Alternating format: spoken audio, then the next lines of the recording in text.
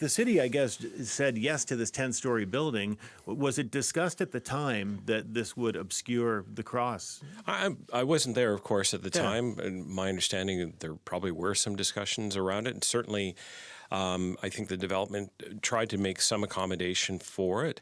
But I mean, this is kind of a bigger sort of topic of public art in our city. Yeah.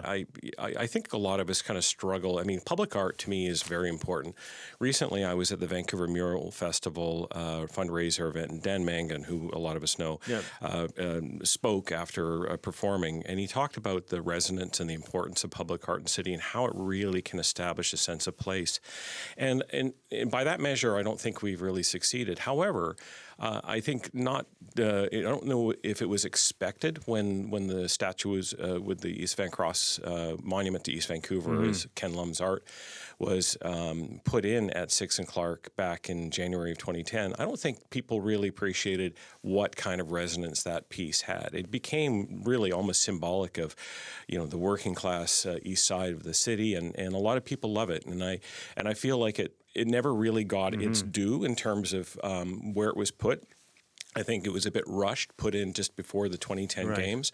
And, I think we've had some misfires, too, when it comes to, I think of the ladder to nowhere on Kingsway and the salt pile in Olympic Village. And this is not to say that, there wasn't some good intentions behind some of those things. But we've spent a lot of money on public art, but we don't really get, the results from it.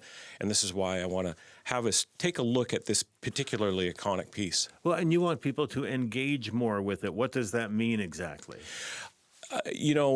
I've started to notice that East Van Cross is showing up in materials promoting our city. It's constant, but for you to be able to get on the front side of it and actually view it has always been extraordinarily challenging. You either had to buy a ticket to go to the terminus station at Clark, or you had to be daring enough to climb over a fence and weed through some cottonwood trees. It never really had a place to sort of see it. I just see we're a world today that is just rife with images, and we share that, and a lot of it is about promoting ourselves and our city. Now, that may have not been the original intention of the art piece, but again, I think art has a way of transforming its meaning to community, and this is, I think, a really important piece that people should be able to see better. This is a piece by Ken Lum, as you mentioned, that was installed during the Olympics in 2010. Ken Lum says he was contacted by the assistant city manager and the head of public art about the motion, was told that there would be consultation with him, but he's waiting to hear any more details. How involved will Ken Lum be in this decision?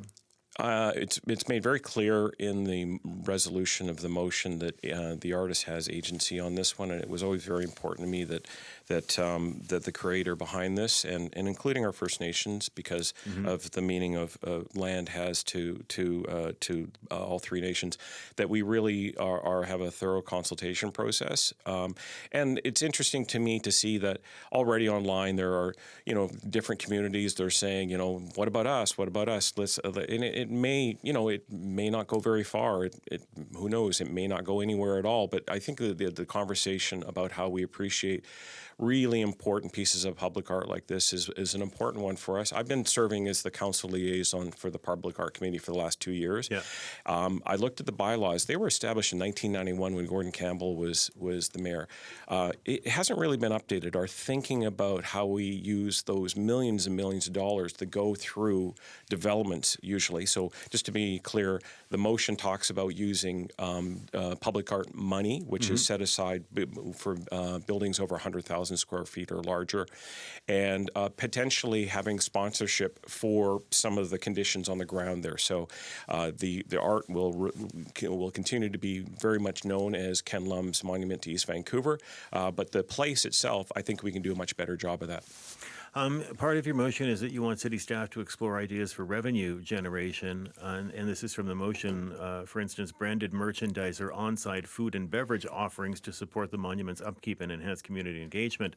The city of Vancouver, I understand, owns the design of the East Van Cross. Is that correct?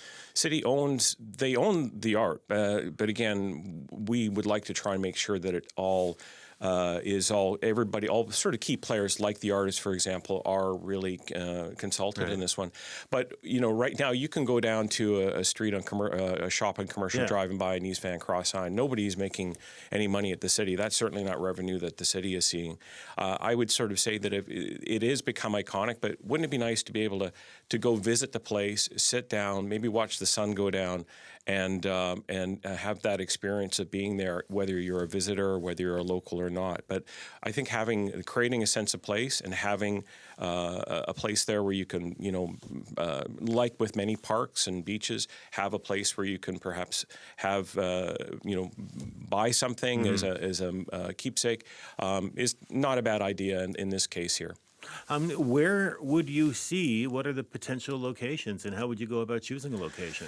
Well, this is where there was a report done in 2018 of some locations. I sort of saw a draft of that at one point. I was not terribly impressed by the offerings at the time, partly because I think there's too much traffic around them.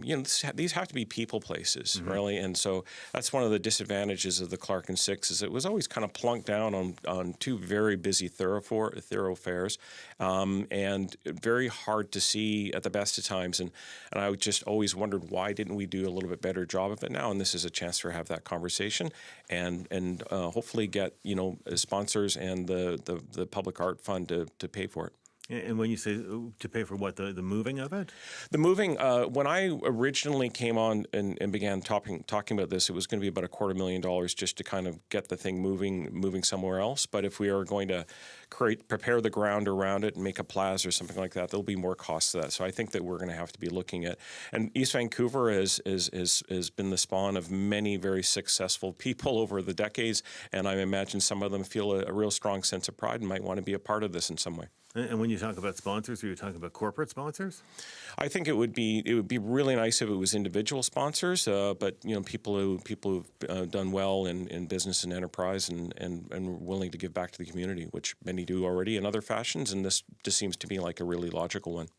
Councillor, appreciate your time as always. Thank you very much. Thanks very much, Stephen. That is Mike Klassen, who is Vancouver City Councillor.